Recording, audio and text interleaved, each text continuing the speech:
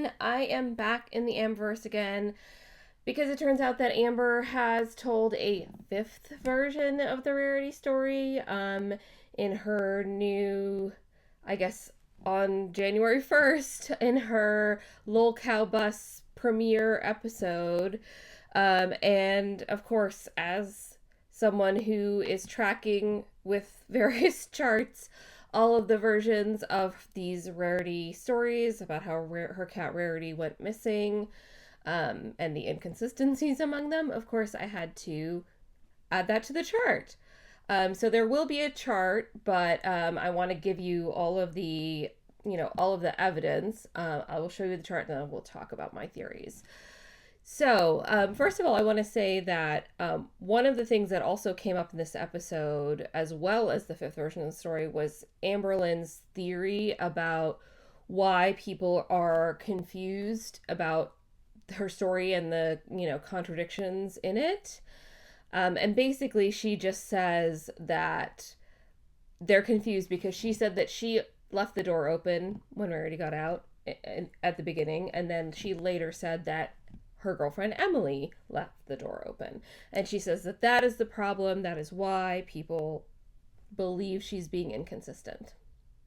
Oh yeah, I was protecting her. So I was like, people hate me regardless. So I'm just gonna say that I left the door open. But then when things became super unhinged, Tommy was crashing out online, I was crashing out online, I said, fuck it, I'm gonna tell the truth. I'm gonna tell the truth on what happened. It wasn't me who left the door open. It was Tommy. So that's where they're like, oh, different stories, but that's what it is. It was me protecting someone. And again, that and then I just stopped protecting them.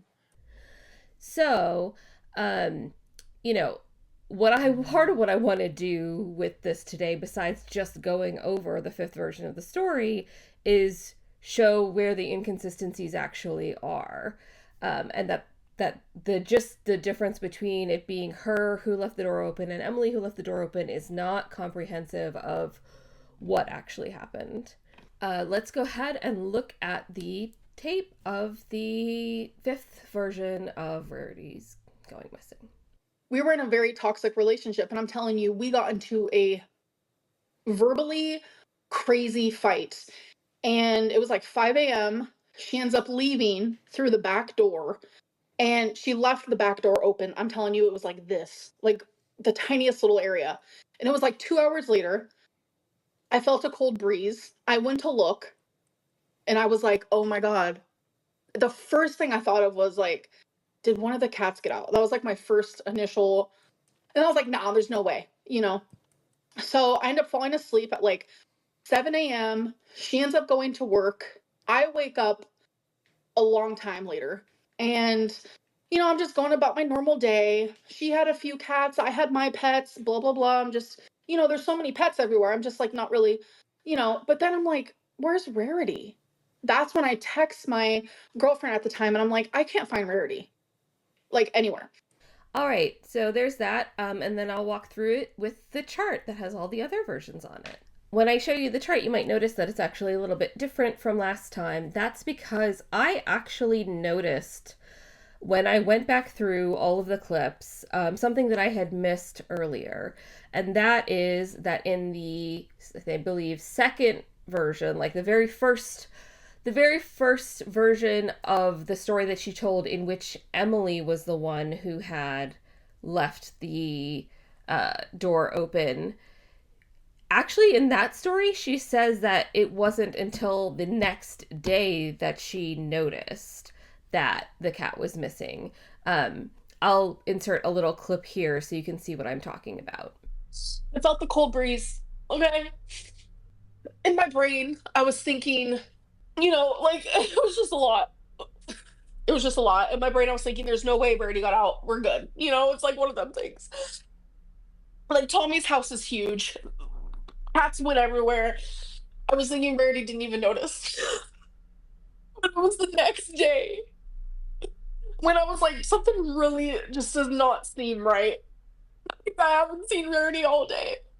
Now, I will say that that's actually inconsistent with the one piece of reality that we have here. The one real basically fact that we have access to is the from the text that Emily released to Rachel Reacts, um, that show that Amber texted Emily at 10 p.m. on that day, November 17th, which I think is the consensus day was when all of this happened, and told her about Rarity being missing. So obviously it wasn't the next day that she realized it had to be that day.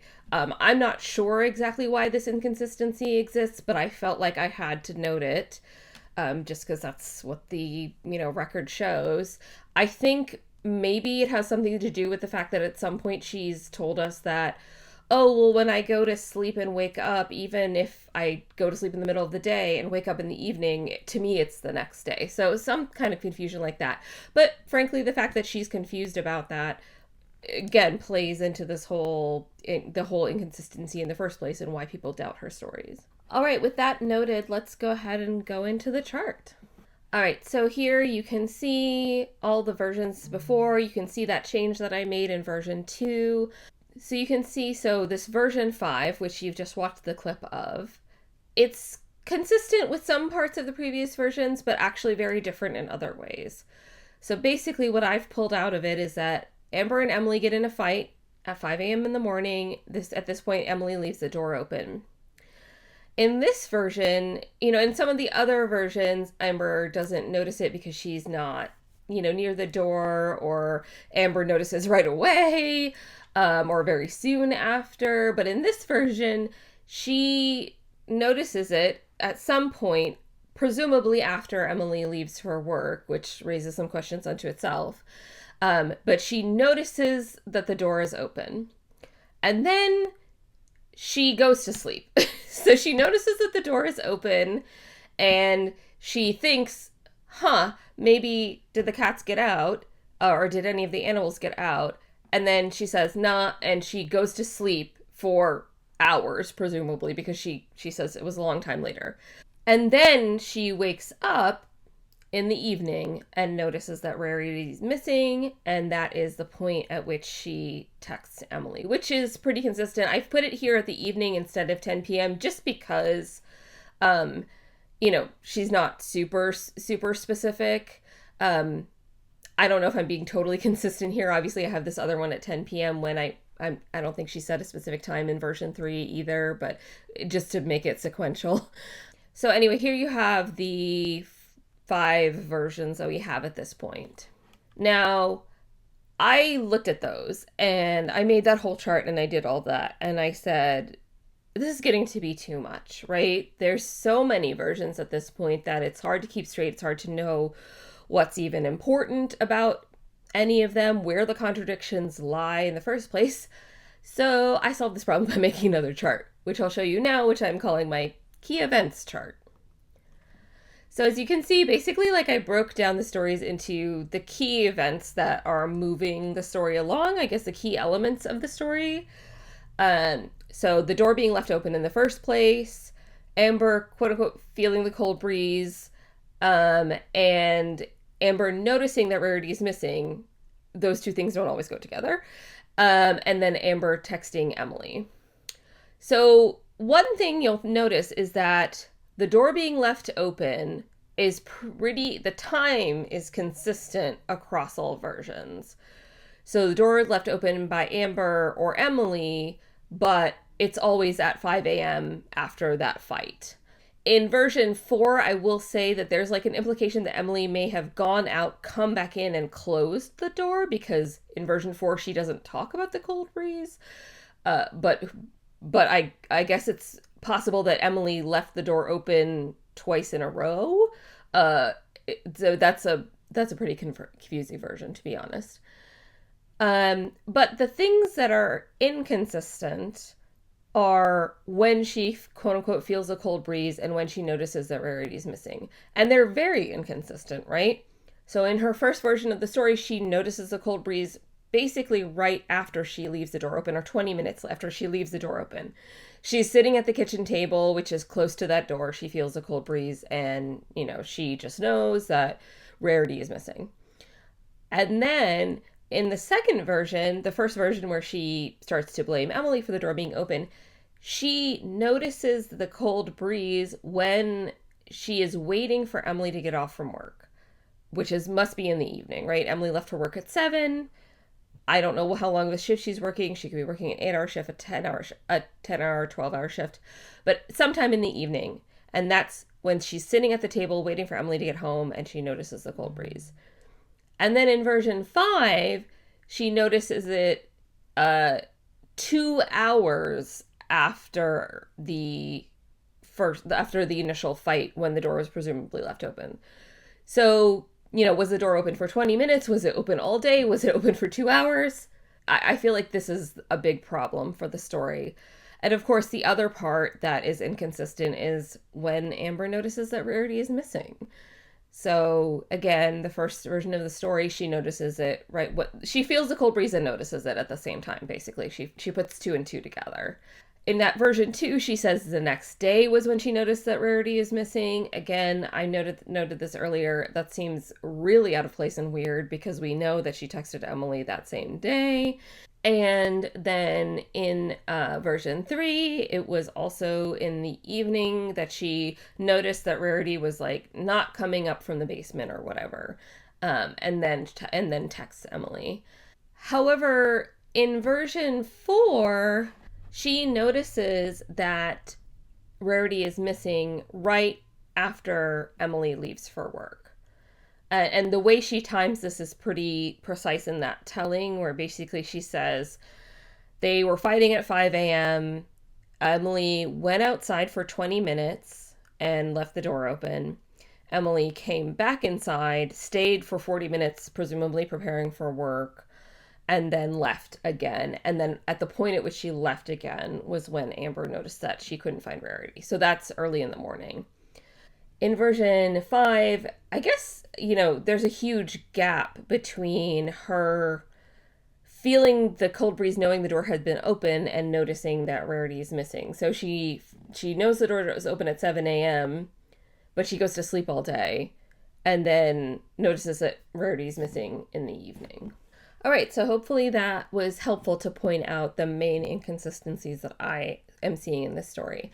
And so, of course, the things that she is mistaking, or the things that she is being confusing about, I guess, are when she noticed the door was open and when she noticed that Rarity was missing. And I think that that is because those are the things that don't have a firm timestamp in her mind in reality, right? Because we know that they were fighting at 5 a.m. So it makes sense to start things at 5 a.m. That's the thing that they both acknowledge, that there was a fight and it started that early. Her texting Emily is also consistent. I mean, it would be she has those texts. She does say something weird that one time, but mostly it's pretty consistent. Now it's time for my personal belief. My personal belief is that none of this, that basically this all happened in the evening, right? Because of that text that I showed you earlier, and I'll bring it back up again. So this is 10 p.m. and Amber is texting Emily and saying, I haven't been able to find Rarity all day. I need your help. I've been calling her name and looking everywhere all day, right?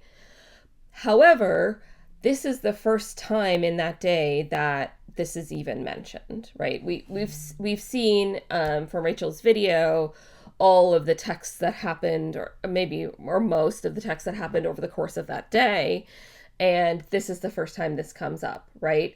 So to me, it seems like this is a story that's fabricated, and it's being fabricated in the moment in the evening, and that is why she's having, my personal conspiracy theory, that is why she's having trouble placing that part of the story in her timeline. That's why it jumps from being 6 a.m., 7 a.m. to 10 p.m. or in the evening, because that's the part, I mean, of course, that the part that's going to be the most inconsistent is the part that you're making up. And she's never been great at lying, or at creating plausible lies. So it seems like that's, somewhere in there is the problem, right? And I guess what it says to me is not only is that part the part that's made up, obviously, It's that this was all invented in the moment, in the evening, as maybe or shortly before these texts were happening.